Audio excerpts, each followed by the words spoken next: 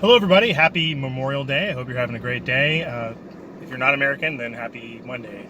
No matter whether you're an American or not, I hope you're doing really well. I know I haven't uploaded in a while. The primary reason for that is because 9 months ago, I became a dad. Yes, it has been great. It has been awesome. My daughter is the best, way better than yours. Okay, maybe I'm a little biased there, but anyway. So I wanted to talk to you guys about something that's pretty important to me, which happened 1 year ago. It was on Memorial Day 2018. So I went into work, and even though it was a paid holiday, I didn't have to go in. I chose to go in because we were up to our eyeballs in deadlines and we really needed to catch up. So I decided to go into work, and work at the laboratory. And so I'm working, I'm doing my thing, I'm kicking ass and slinging glass, as they say, and I'm washing some glassware, getting ready to build some synthesis apparatus or whatever. And all of a sudden, I feel some heat behind me. And I look behind me, and there is a fire that had broken out in the garbage can. And this garbage can is like one of those round, sort of Oscar the Grouch from Sesame Street, round steel garbage cans. And so I see this fire behind me, and I'm like, oh shit. So for whatever reason, I chose to do the first thing that came to mind. And the first thing that came to mind was to get that fire out of the building. So what I did was I took this garbage can by the handle, and I dragged it through the lab and out of an exit that leads directly outside. And you might be asking yourself, well, why didn't you just use the fire extinguisher? Well, yeah, I mean, that's what I should have done. And when I played Monday morning quarterback on it, definitely that's what I would have done if I had the chance to do it again. I've been trained on fire extinguishers. I know how to use them and everything, but that fight or flight just kind of kicked in, and I wasn't really thinking clearly, and I just went with the first thing that came to mind and just ran with it. So anyway, I dragged this garbage can that has this fire in it out of the building, and I wasn't thinking, and so on my way out, the door closed, and I had locked my keys and my phone inside the building. And since it was Memorial Day, there was nobody else in the building. Literally everybody else in the entire building had taken the day off. So I'm outside in the parking lot with this fire, and I wasn't sure. It was kind of bothering me because I wasn't sure whether any of the fire had spilled out on my way out of the laboratory. And so I'm naturally I'm freaking out. I go to drag the fire even further away from the building into the parking lot, and then at that point the wind blows and some of the fire spills out, and that causes these several little small fires right behind the right in front of the door to get back into the building. And so what I do is I just kind of stomp out those fires, right? And then I look to see if I could find a hose to put out the garbage fire, and there's no hose anywhere. And I start running around the building, banging on doors, and nobody's answering because nobody's in there. And then finally, there happens to be this passerby that's driving, and I flag him down, and we use his phone to call 911.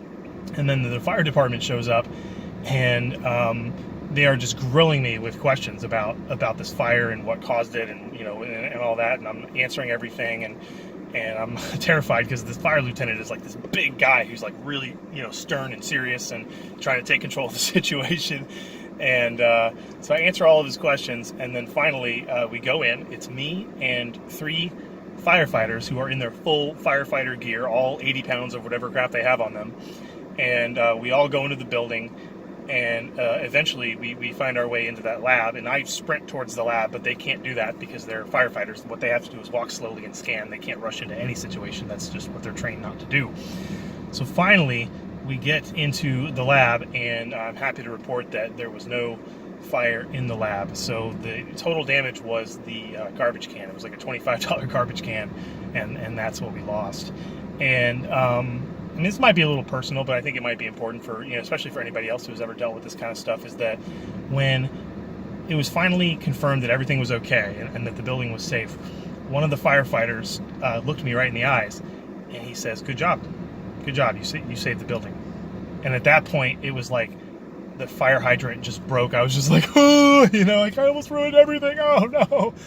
And yeah, I was kind of an emotional mess for a while, and lucky for me, the fire lieutenants stayed with me long enough, and the site manager of the building showed up, and they were kind of helping me calm down from all of this. But yeah, I mean, it was crazy, and like I said, it really kind of took an emotional toll, especially in the aftermath, because in the aftermath, I just was so needy for the emotional support that I wanted it from everybody, including my coworkers, including my boss, and they weren't really interested in helping me process my emotions. and I kind of took offense to that. And eventually I got over it and it was fine. But it was it was a big thing, and it could have been really, really bad. I'm really glad that it wasn't. But I just want to sort of underscore the importance of lab safety. Lab safety is always this kind of thing, like, okay, we're going to get through this lab safety training and then we'll get to do the real work, right?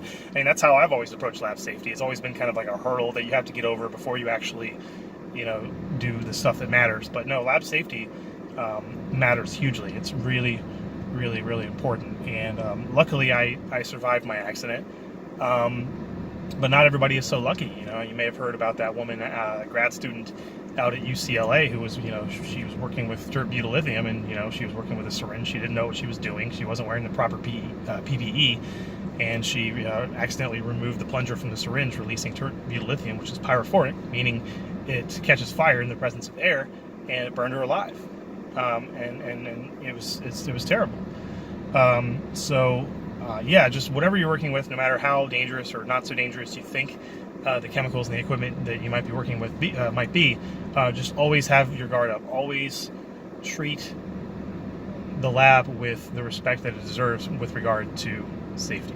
All right, well, I hope you enjoyed this little story. I would love to start uploading some chemistry lessons again, but as a father, my free time is a tad bit limited, and the videos, at least the way that I produce them, take a very, very long time to make. So can't guarantee anything, but I definitely appreciate the viewership, the support. Thank you guys for all of your positive feedback. I really, really appreciate it. And yeah, if you want to tell me how you're doing, I'd love to know how you're doing. Please leave a comment below. All right, take care.